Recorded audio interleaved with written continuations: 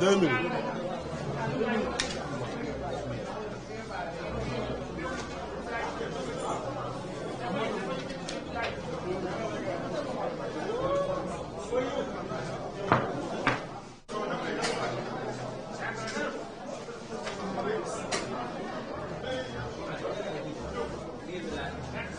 C'est bon. Alors, je voudrais d'abord vous remercier tout le monde. Après, les gars, il faudrait que nous discipliner tout. Voilà, quoi. Vous me donnez le signal. D'accord.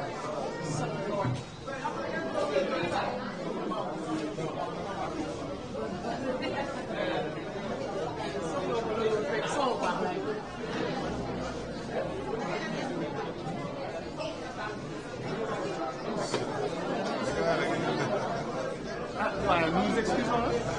C'est juste pour avoir une bonne qualité. Vous auriez dû être là avant.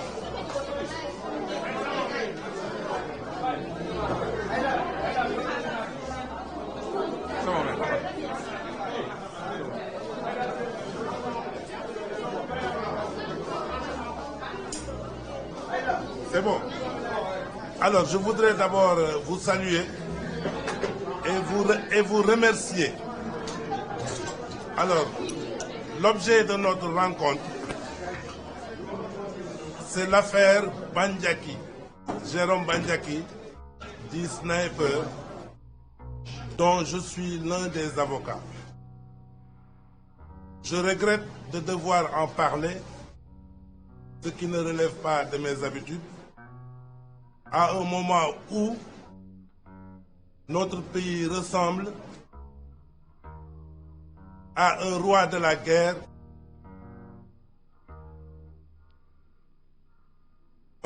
cru.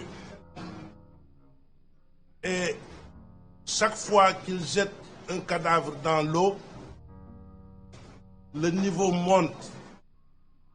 Et finalement, aussi bien lui que les adversaires ont été engloutis par le fleuve. Alors, l'affaire Bandiaki, qui a déferlé la chronique, qui a fait couler beaucoup d'encre et beaucoup de salive. J'avoue que le jour où un de nos amis communs m'a appelé pour me demander de l'assister, j'ai dit, mais je vais avoir un dossier extraordinaire, énorme, un dossier scandaleux. Mais grande a été ma surprise lorsque je me suis rendu à la police de constater à travers les différents épisodes de l'enquête qui s'est déroulée qu'en réalité, la montagne avait accouché d'une souris. Pourquoi? Je vais m'efforcer de ne pas rentrer dans les faits, parce que cela nous est interdit par la loi. Mais lorsque je vous expliquerai les différentes étapes de cette procédure, vous comprendrez qu'en réalité, la place de Jérôme Bandiaki n'est pas en prison. Il aurait dû rentrer chez lui. Alors, comment a commencé cette enquête? Comment? C'est dans le procès-verbal de police que j'ai lu qu'en réalité, les policiers s'étaient rendus au domicile de Jérôme Bandiaki, non pas sur la base d'une plainte qui avait été déposée contre lui, non pas sur la base d'une infraction qu'il aurait commise et qui avait été constatée, mais dans le PV de police même, les policiers disent c'est sur instruction de l'autorité, sans préciser quelle autorité. Quelle autorité leur a-t-il donné instruction de faire cette descente musclée chez Jérôme Bandiaki? Premier épisode. Donc la police a fait une descente musclée au domicile de Jérôme Bandiaky. Et lorsqu'ils sont arrivés, contrairement à ce qui a été dit, contrairement à ce qu'ont dit certains, Jérôme n'était pas à son domicile. Et lorsqu'on l'a appelé pour lui dire que les policiers sont là, c'est par sa propre volonté qu'il est venu. Il est venu et les policiers l'ont arrêté. Il n'y a eu aucune bagarre, il n'y a eu aucune escarmouche. Donc il s'est rendu comme un bon citoyen. On a récupéré son sac dans lequel il y avait 1 400 000 et quelques. Les policiers sont rentrés dans son domicile. Ils ont pris des passeports, ils ont pris des tonfas, c'est-à-dire des outils de gardiennage. Je précise que Jérôme Bandiaky a une société de gardiennage qui bénéficie d'un agrément. Et il a des marchés, n'est-ce pas, qu'il est en train d'exécuter. Donc, il n'y a rien de plus normal qu'il détienne des outils qui doivent servir à l'exercice de ses prestations de service. Ça, c'est la première épisode. Alors, on a fait des enquêtes sur les passeports, sur ce qu'il détenait. Il a expliqué ce que je viens de vous dire, que ces outils servaient, n'est-ce pas, à sa société de gardiennage qui a un agrément du ministère de l'Intérieur depuis 2022. Alors, sur son passeport diplomatique, parce qu'il en a plusieurs qui sont expirés et qui ont été régulièrement renouvelés. Je précise au passage que M. Bandiaky assurait la sécurité de l'ancien Premier ministre et de l'ancien président de la République du Sénégal. Donc, il faisait partie de leur sécurité privée. Et à ce titre, il avait besoin d'un passeport diplomatique pour pouvoir, au besoin, voyager avec eux. Mais là où il y a le problème, on lui a demandé pourquoi sur votre passeport diplomatique, il est écrit que vous êtes agent administratif, alors que vous n'êtes pas agent administratif. Sur ce point, il a dit qu'on m'a attribué cette qualité. Donc, normalement, si ce fait doit faire l'objet de poursuites, on doit pouvoir au moins, je ne dis pas poursuivre, au moins entendre la personne qui a inscrit sur son passeport qu'il était un agent administratif, parce que ce n'est pas lui qui a inscrit sur le passeport agent administratif. Donc sur ce point, on le poursuit pour usurpation de fonction. Sur l'autre point, on lui demande pourquoi vous occupez, n'est-ce pas, un logement administratif. Il a dit que c'est en ma qualité de quelqu'un qui assurait la sécurité du Premier ministre, ensuite du Président de la République, la sécurité privée, que la primature, le Premier ministre, n'est-ce pas, m'a attribué un logement administratif. Sur ce point, on le poursuit pour obtention d'avantages indus de la part de l'État. Alors, au cours de l'enquête, on a dit qu'il y a un monsieur qui s'appelle Ndiak Diop, si mes souvenirs sont exacts, Ndiak, qui s'est présenté spontanément et qui a dit que courant 2021, lors des événements de 2021, lesquels événements, j'y reviendrai, sont couverts par la loi d'amnistie dont je parlerai. 2021, Jérôme Bandiaky s'est rendu au domicile de Farba Senghor et lorsqu'il est venu là-bas, il est venu là-bas avec des nervis et avec des bâtons, des trucs, etc. Sur la base de l'audition de cette personne, Jérôme a été conduit au domicile de Farba Ngom pour une perquisition. Et il ressort de l'enquête, les enquêteurs eux-mêmes, ils ont dit, n'est-ce pas, qu'ils n'ont trouvé aucun objet pouvant les intéresser, n'est-ce pas, dans l'enquête qu'ils étaient en train de faire. Auparavant, ils ont perquisitionné la maison de Jérôme Bandiaki à Mbour ou à Saly et ils ont récupéré deux armes, une arme d'alarme et un calibre 22, n'est-ce pas, qui lui a été vendu par quelqu'un qui l'a présenté comme étant le cousin ou le beau-frère ou le beau-fils ou le gendre de l'actuel ministre de l'Intérieur à l'armurerie qui fait face, n'est-ce pas, au ministère de l'Intérieur. Sur ce point, il avait promis de lui chercher une autorisation, laquelle autorisation, il n'a pas pu obtenir cette autorisation, n'est-ce pas, jusqu'à présent. Sur ce point, on le poursuit pour détention illégale d'armes.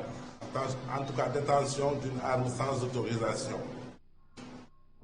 Ce qui est rocambolesque, on a ajouté un autre délit, trafic d'armes. Pour ce qualificatif, je n'ai trouvé aucun fait pouvant le corroborer. Donc ce sont les différents faits sur lesquels, n'est-ce pas, Jérôme Bandiaki est poursuivi et ils ont ajouté un dernier délit qui est des actes de nature à compromettre la sécurité publique, c'est-à-dire l'article 80. Alors, je voulais dire ceci. Je pense que dans ce pays, on devrait se ressaisir. Soit nous sommes dans une république, ou bien nous sommes dans une anarchie. Parce que lorsqu'une loi est votée, je n'invoque pas ici le bénéfice de la loi d'amnistie. Mais je dis simplement que s'agissant d'une loi d'amnistie, il est interdit, n'est-ce pas, aux particuliers d'en parler. A fortiori, n'est-ce pas, les autorités.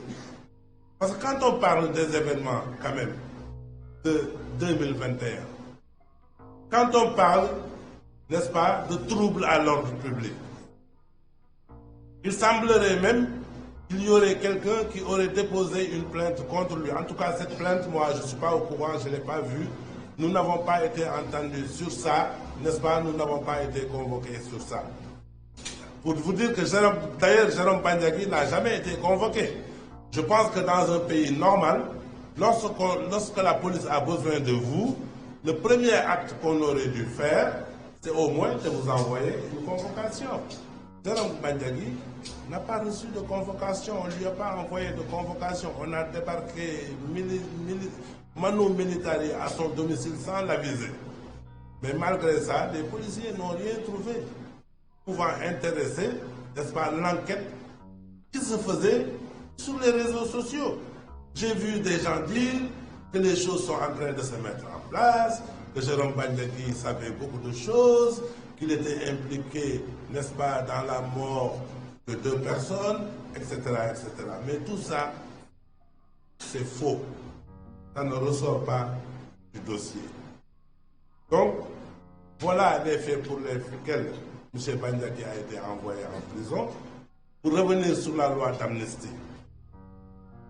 Vous savez, la loi d'amnistie a été votée. Elle a permis à des milliers de personnes, y compris notre président de la République et notre Premier ministre, de sortir de prison, de participer à des élections, de les gagner.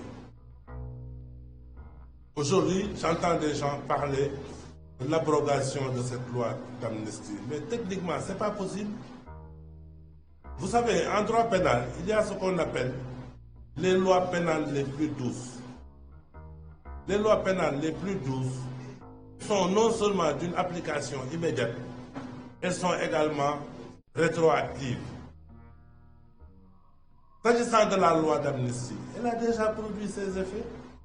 Même si demain on l'abrogeait, cela ne supprimerait pas les effets que cette loi a déjà produits. Vous voyez, donc il y a des faits que je vois dans ce dossier qui sont couverts par la loi d'amnistie. pourquoi, n'est-ce pas, les autorités de la République reviennent pour relater ces faits-là alors que cette loi existe? Le seul patron d'une autorité, ce n'est pas une personne, c'est la loi, c'est le règlement, c'est la constitution. Et c'est ça la République. Mais lorsque nous obéissons à des personnes et que nous écartons les lois, nous allons directement vers une dictature. C'est cela que je voulais dire, n'est-ce pas, en ce qui concerne Jérôme Bandiagui. Et je lui ai dit, en réalité, cette enquête-là est un mal, mais c'est un mal qui produit un bien. Parce que je sais que partout où tu passais, les gens te regardaient comme un criminel, un tueur, un assassin. Aujourd'hui, au moins, mais il est clair que ce gars, il n'a rien fait. Il n'a rien fait. Et il n'est pas poursuivi pour le meurtre de ces deux personnes-là au moment où nous parlons. Donc voilà, grosso modo, le résumé de l'affaire Bandiagui.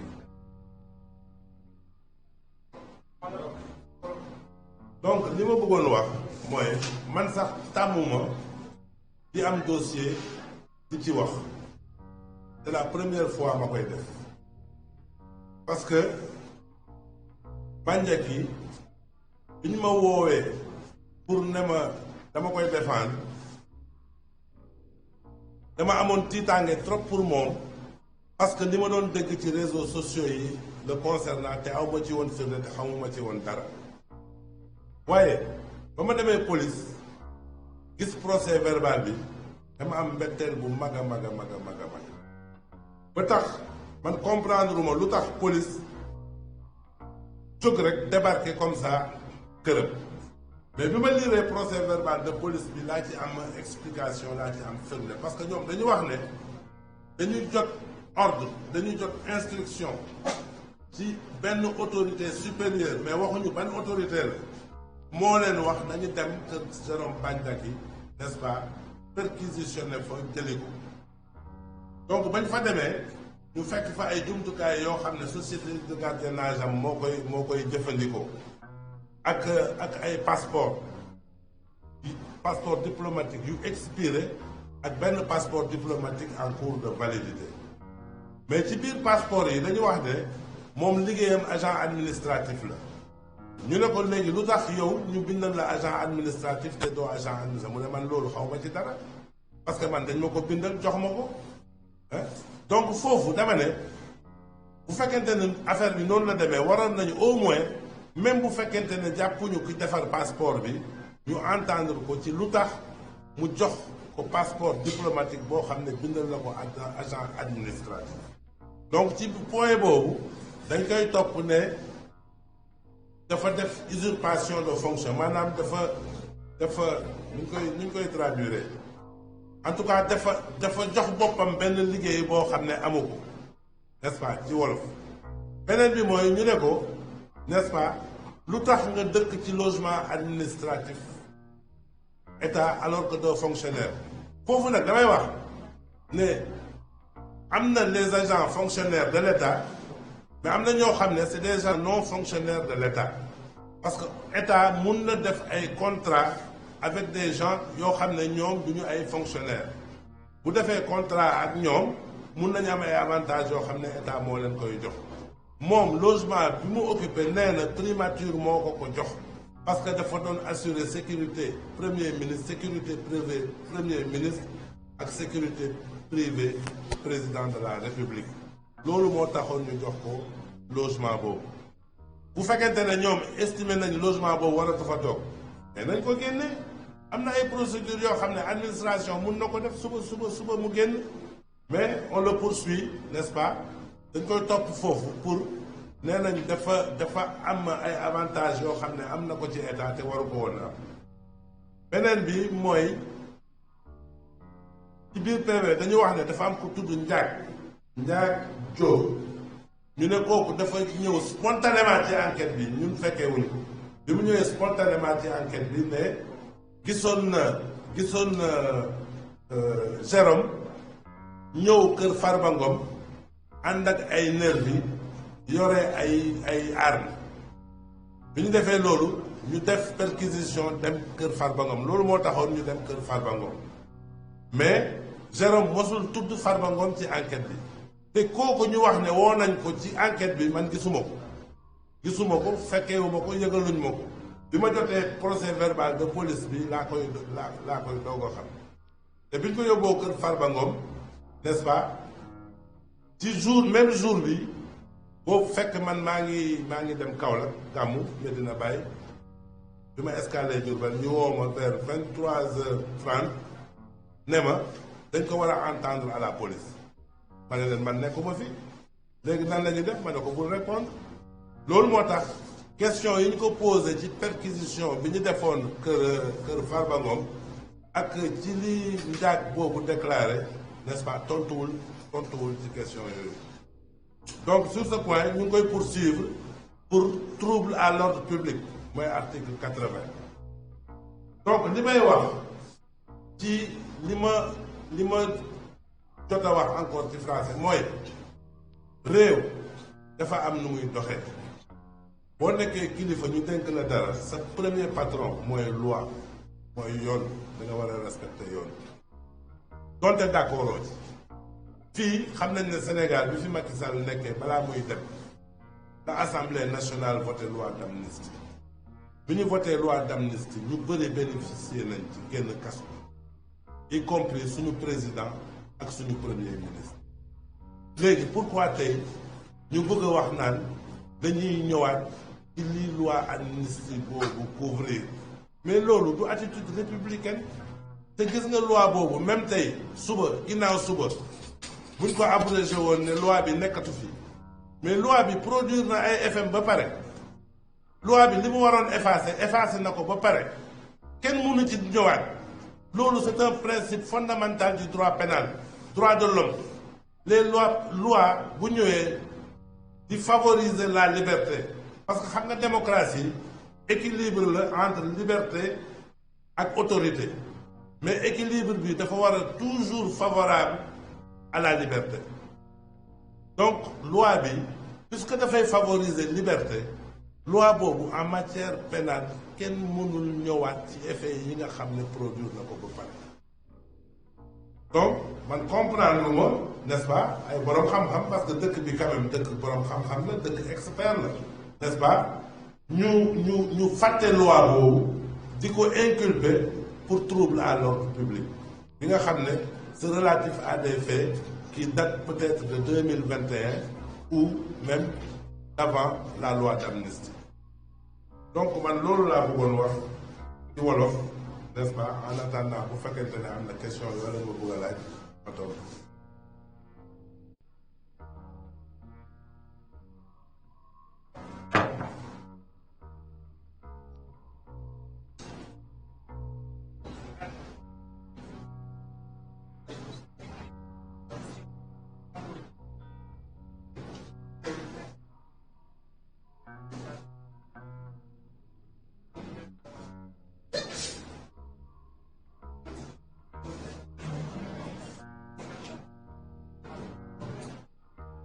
fin bi lan nga wax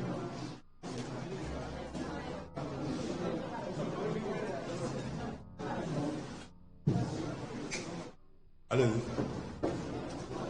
non je vous entends ci fin bi rek waaw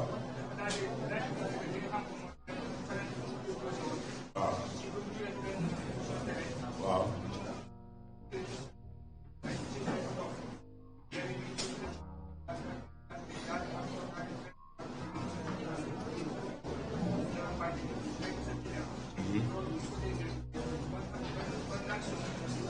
non xam nga loolu mënuma ci wax xam nga lu tax parce que man saisir ñu ma ci plainte boobu yëguma ko xaw ma ko mais li ma mën a wax mooy loi d'amnistie bi ñu voté fii Sénégal bi nga xam ne man personnellement d'accorduma ci ba ñu koy voté man d'accorduma ci loi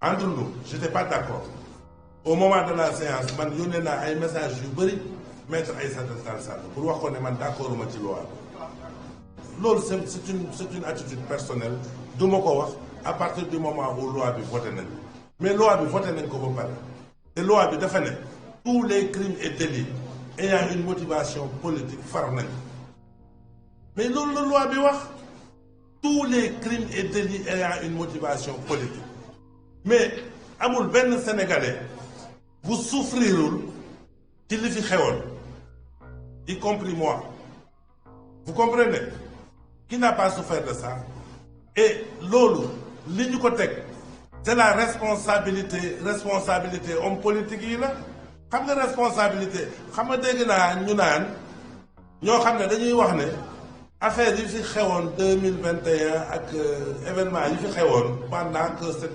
le parti au pouvoir a été dans l'opposition dañ ko war a saytu attewaat mais ils n'ont pas compris xam nga la responsabilité pénale ce n'est pas simplement une responsabilité matérielle comprenez c'est-à-dire il y a des cas où il y a un enchevêtrement de responsabilité suñu code pénal dafa ne yow boo dajalee mbooloo boobu nga am autorisation wala nga bañ a am autorisation est-ce que yaa may dégg code pénal laa lay wax de yow nga provoqué benn ndaje boobu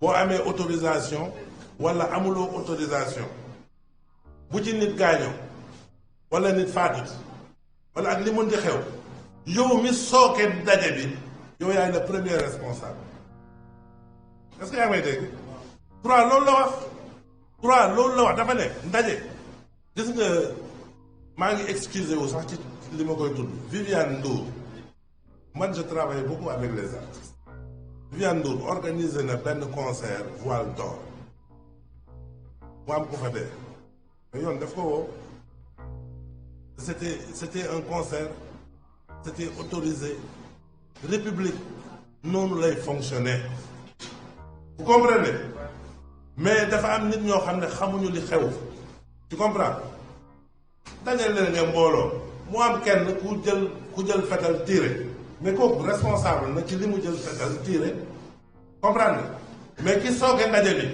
n'est-ce pas mooy le responsable numéro 1 parce que ndaje bi bu amul woon loolu du am droit loolu la wax bu ñu delloo ci droit rek Sénégal du am problème mais bu ñu toogee ci réew moo xam ne ku nekk da ngay wax lu la neex ku nekk da ngay def lu la neex wala ci mur bi lañ jëm vous comprenez te soreetuñu loolu moi j'ai vu des enquêtes yoo xam ne mais dañ koy def ci réseaux sociaux yi ci ñoo xam ne amuñu benn qualité parfois sax dañuy am ay information yoo xam ne ñoom xamuñu naka lañ koy traité mais kan moo leen di jox information yooyu man dossier bi man dama ko verrouillé enquête bi mu commencé ba tey dama ko verrouillé amul benn journaliste boo xam ne woo na ma wax ak yow pour jox la ay information amul pourtant parfois damay lire ma gis ay fuite yuy am ci dossier bi donc par rapport à la plainte de Dame Mbodj que j'aime bien que j'apprécie beaucoup vous comprenez loolu nekkul ci dossier bi te dama koy conseiller vraiment am nga réew mi dañu soxla dal on a besoin d'une réconciliation on n'a pas besoin de guerre dans ce pays vous comprenez donc moi je pense que ce qui est passé il ne faut pas qu'on revienne sur ça on n'a qu'à regarder vers l'avenir xool naka la ñuy tabaxee suñu réew n'est-ce pas avec des esprits sains vous comprenez man tiit naa ci réew mi de non dëgg la ah oui allez-y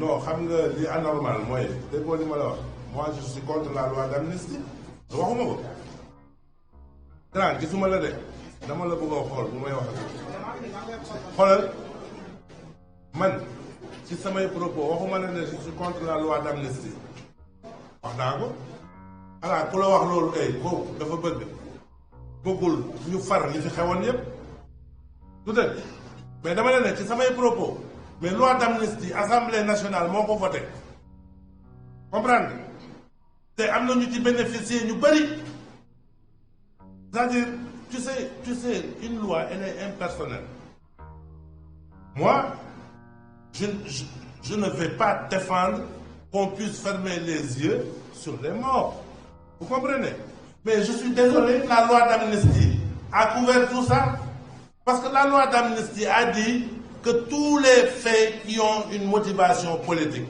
vous comprenez et pour ces morts je t'ai dit la responsabilité pénale n'est pas exclusivement une responsabilité matérielle il y a d'abord une responsabilité morale lorsque vous provoquez un attroupement une rencontre de personnes que même vous organisez une séance de sabbat une soirée dansante que vous êtes l'organisateur que c'est vous qui avez provoqué cette rencontre lorsqu'il y a des morts ou des blessés dans cette rencontre-là, dans cet attroupement, le premier responsable, c'est la personne qui a provoqué la rencontre. Donc là, hein? Mais nit ñi dañu yaakaar ne bu ñu waree atte juge buy atte affaire bi foofu lay commencer dañu yaakaar ne bu ñuy atte affaire bi dañuy dem jël diw ne yow yaa tiré d'accord moom am na responsabilité am na un niveau de responsabilité boo xam ne moom am na ko ki yore gourdin dóor nit am na niveau de responsabilité boo xam ne am na ko mais niveau de responsabilité bi gën a grave ci code pénal laa lay wax mooy ñi sooke ndaje bi mooy responsabilité morale loolu moo tax yow booy demander autorisation de marche wala autorisation de cité ak lu mën di doon ñu demander les responsables mu signer comprends pour que demee bu fa dara xewee n'est-ce pas ñu engager sa responsabilité loolu mooy dëgg vous comprenez donc quand les gens disent que voilà on ne peut pas faire ça mais les politiques c'est une minorité dans ce pays c'est eux qui ont voté la loi d'amnistie ils l'ont votée elle a été publiée au journal officiel mais c'est terminé. Comment? Mais qu'ils votent pour se protéger eux-mêmes ou qu'ils votent pour autre chose, nous tous, nous avons laissé faire. C'est ça la vérité. Vous comprenez? Mais c'est ça la vérité. Loi d'amnistie, puis qu'il y a voté à l'Assemblée nationale, qui en a bénéficié au maximum? Ah, mais c'est pas une question que je vous pose, hein, que je me pose moi-même. Hein? Ce sont les hommes politiques qui en ont bénéficié au maximum, surtout l'opposition sénégalaise, n'est-ce pas? Même si une bonne partie de l'opposition a refusé de voter cette loi, mais elle a été votée. Elle a été votée. Et une république, tu ne peux pas voter une loi et passer à côté de la loi. Parce que c'est ça la vie. Dañu war a xoolante waxante dëgg bañ a naxante comprendre naxante mooy ñu voté loi bi ba pare ay nit toog fële naan waaw malgré la loi nañu régler non tous les faits ayant une motivation politique ont été couverts par la loi loolu mooy dëgg waaw.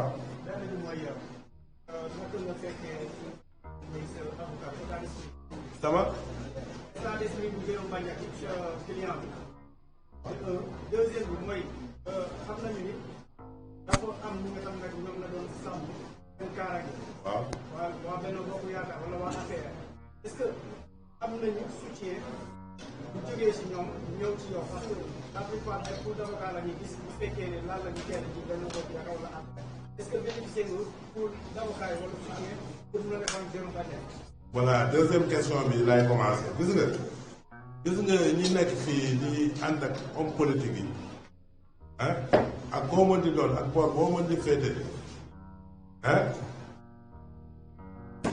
question bi ma kii posé war na la servir de leçon man milité wu ma APR bokkuma APR amul benn responsable APR bu ma woo wala mu constitué ma.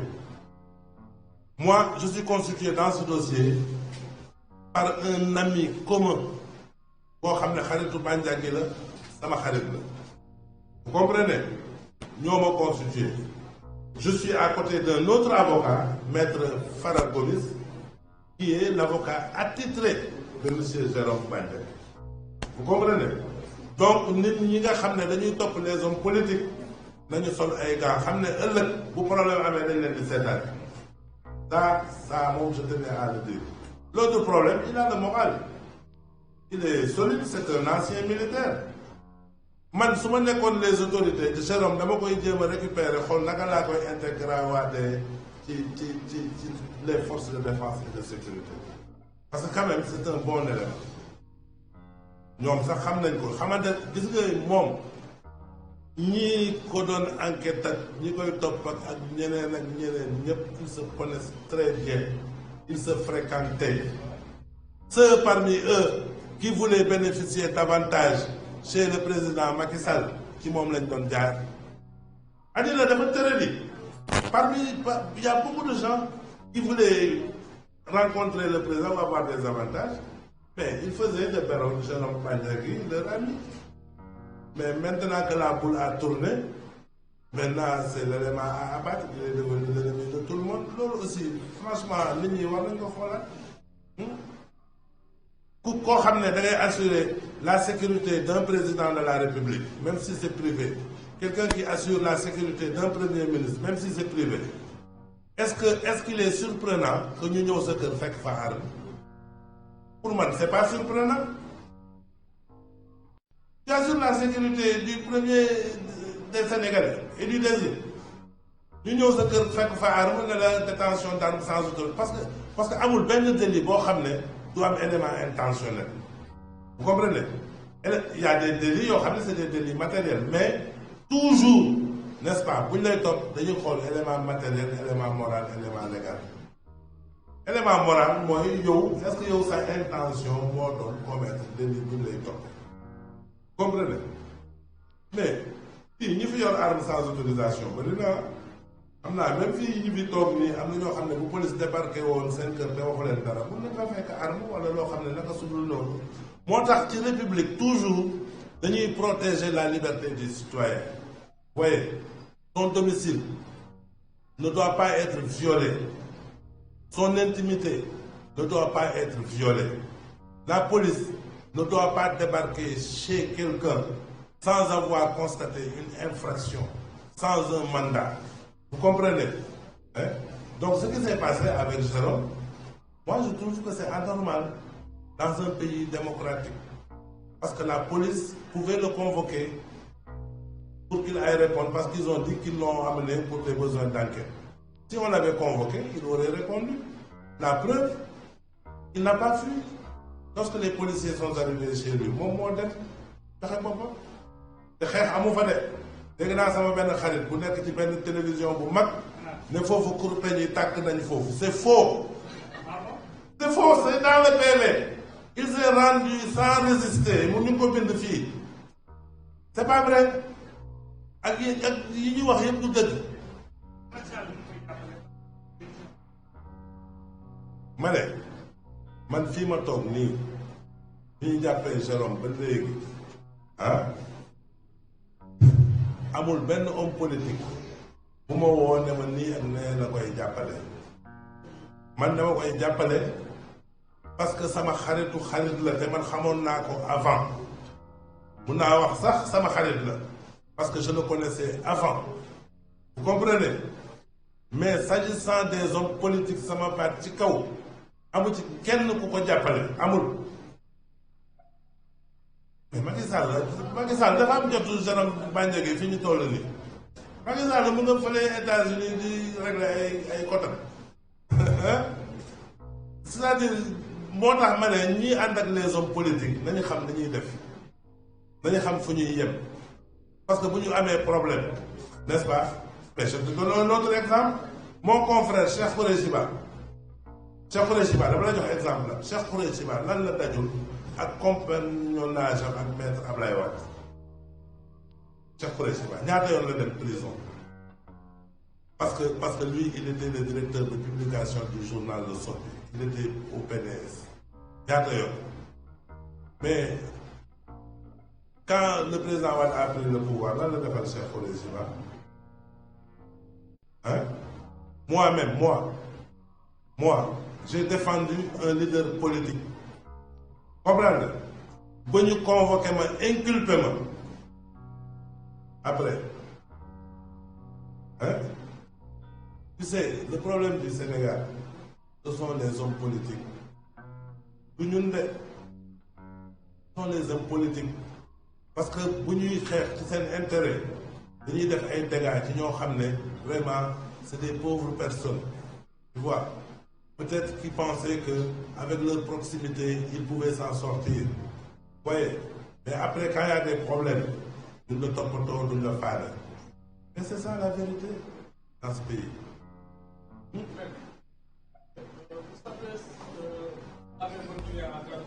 J'ai pas entendu. Vous semblez l'avez motivé à Galto. Alors, selon vous, quelles sont les motivations réelles qui poussent ces gens-là qui ont fait d'arrêter des solidités, d'arrêter de repartir? Quelles sont les motivations réelles selon vous? D'abord, j'ai pas lavé mon client à grande eau. Par exemple, je ne l'ai pas lavé ici. J'ai dit des choses qui se sont passées.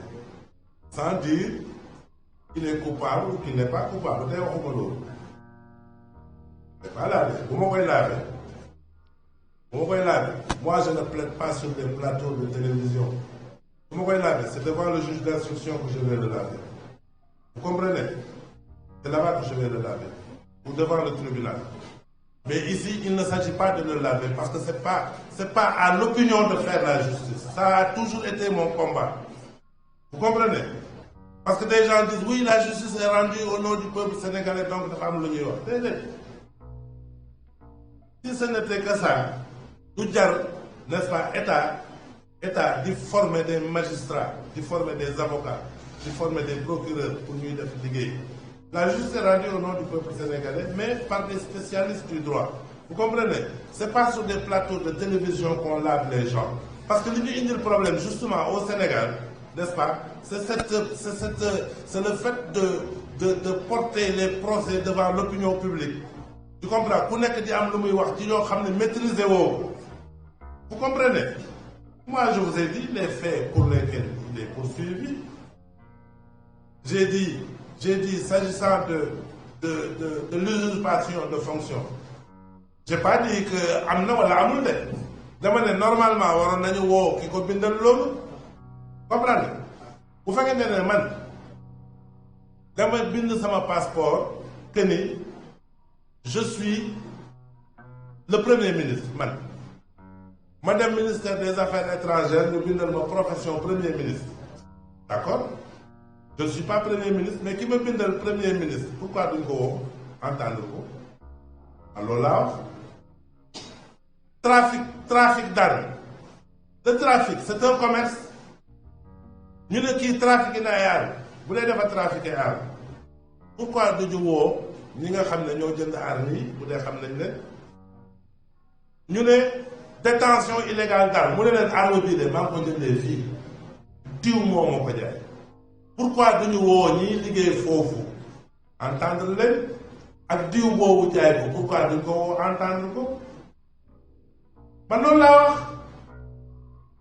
wax parce que vous n'avez pas qualité pour laver kii Jérôme. Non, je ne vais pas vous demander de le laver. Par contre, ceux qui disaient que mon client est un assassin, qu'il a tué des gens, sur ce point, je le lave.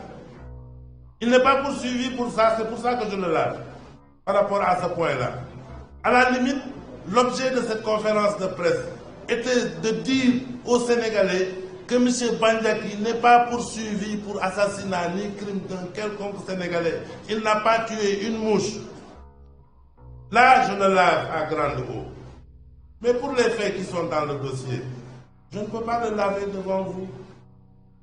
Je ne pourrai le laver que devant la justice. Mais je dis qu'il y a des faits pour lesquels il est poursuivi, qui, pour moi, sont couverts par la loi d'amnistie. Dollar.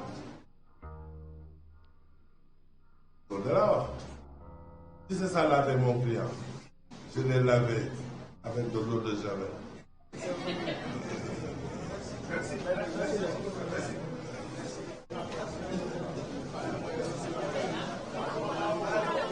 C'est ça. Hein? Wow.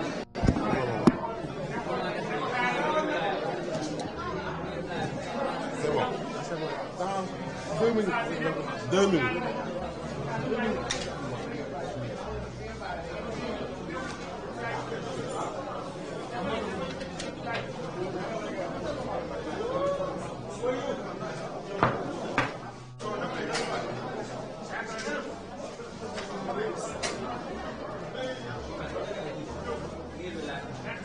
C'est bon.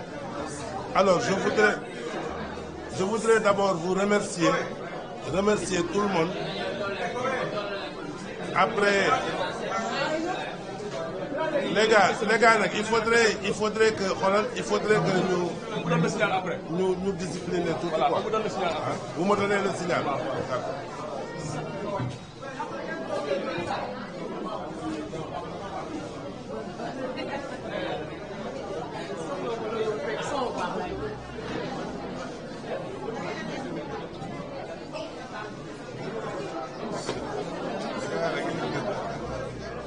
Nous nous excusons.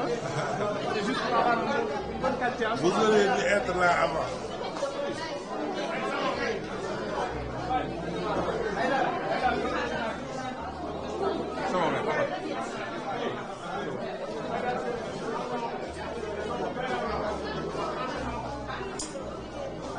C'est bon. Alors, je voudrais d'abord vous saluer et vous remercier. Alors, l'objet de notre rencontre, c'est l'affaire Bandiaki, Jérôme Bandiaki, dit Sniper, dont je suis l'un des avocats. Je regrette de devoir en parler, ce qui ne relève pas de mes habitudes, à un moment où notre pays ressemble à un roi de la guerre